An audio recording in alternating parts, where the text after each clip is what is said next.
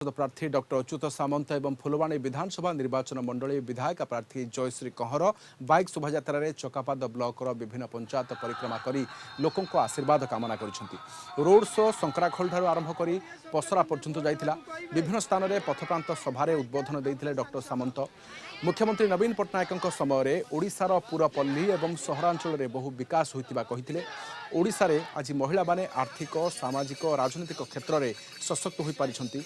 ओडिशा को समग्र देश में एक नंबर राज्य में परिणत करने समस्ते नवीन पट्टनायक को षष्ठ थर पर मुख्यमंत्री करने निमंते आशीर्वाद प्रदान करने को से निवेदन कर मुख्यमंत्री नवीन पट्टनायक नेतृत्व में सांसद डॉक्टर अच्युत सामंतर एवं कंधमाल जिलार 3 विधायकों प्रत्यक्ष तत्वावधान में कंधमाल जिले में अनेक उन्नयन काम होइछि।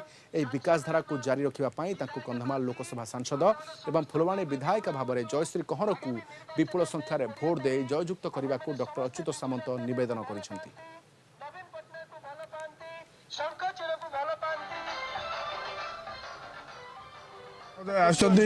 आम गाँ लोक भारी खुशी अच्छु ताकू आम आगामी निर्वाचन में आम ये करूँ बोल गाँ लोक एकमत अच्छु ताकू ही भोट देवु बुझे ना जेहेतु सी आम सुख दुखर साथी अच्छा तेणु ताकू ही आम सांसद रूपे निर्वाचित करूँ।